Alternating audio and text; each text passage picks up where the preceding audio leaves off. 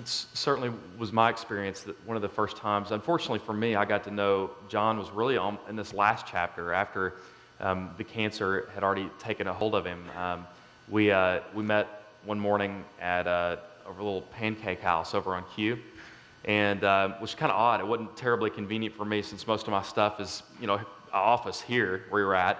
And but he really insisted on it, and the reason is that there was a gal there that worked that he'd been building a relationship with and telling her about Jesus. I mean, it was just really his entire life was exactly what you've heard, and that's certainly been my experience at the end of it. And I've been impressed so much, even by the amount of friends and family that have come in.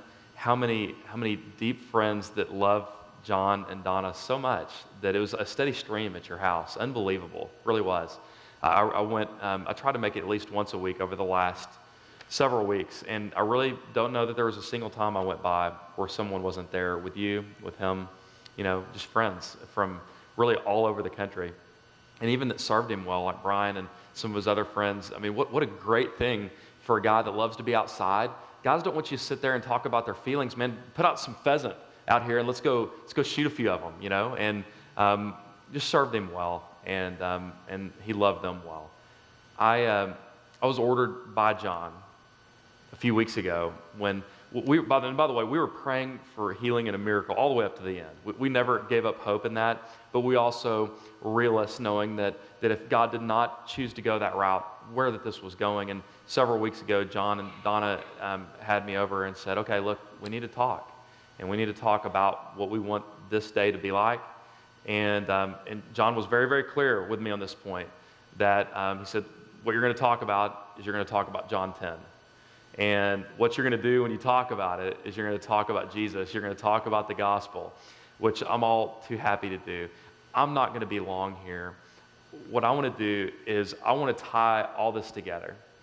I just want to be crystal clear, because you gather he was all about Jesus, and he lived a really full, great life. That much is obvious, and everybody in this room knows this. I just want to be crystal clear on linking together why it is that John loved Jesus. I want to bring these two things together, the life of John and the passion of Jesus to redeem people from all over the world, how those two things intersect. And I want to use the text that he wanted to use. And it's an amazing text, and it's right here in your bulletin in John chapter 10. And we're going to read most of it together, and I'm just going to talk for a second about it, and then we'll complete it. Truly, truly, I say to you, he who does not enter the sheepfold by the door, but climbs in by another way, that man is a thief and a robber. But he who enters by the door is the shepherd of the sheep. To him the gatekeeper opens. The sheep hear his voice, and he calls his own sheep by name and leads them out.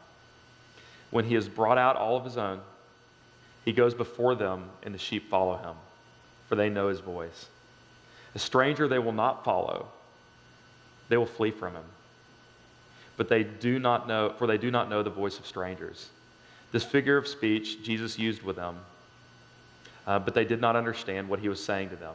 So Jesus again said to them, truly, truly, I say to you, I am the door of the sheep. All who came before me are thieves and robbers, but the sheep did not listen to them. I am the door. If anyone enters by me, he will be saved, and will go in and out and find pasture. And I just want to stop here for a second before we complete this text. It's just a really beautiful passage explaining what happened to John. If you're trying to wrap your mind around it, here's what happened. Is being a follower of Jesus is not, it is about a set of facts that we agree to. It is that. It's knowing that we have a creator God, that story that's here. It's knowing the facts of these story. That's a beginning, that we have a creator God that has rights over us, but we are broken and alienated from him because of our rebellion against him. We needed redemption. God puts forward his son who lays down his life for the sheep, who his life was raised back again the third day, was resurrected, and that anyone who would put their faith in Jesus is right with God, that we are redeemed through his shed blood, through the precious blood of Christ, like we sang about just a few minutes ago. So this is what awaits, and then there's a restoration, a full restoration to come. Okay, these are sets of facts, really important sets of facts that you need to know in order to be reconciled to God. It's just not all that happens. It's just not all that happens. What happens here, Jesus is explaining it. This is just an amazing picture, is that it wasn't just a conversion to a religion that happened for John. What happened is the great shepherd, and what a great way to describe King Jesus, the creator of everything, is a shepherd. That the great shepherd Jesus called John Ray decades ago by name.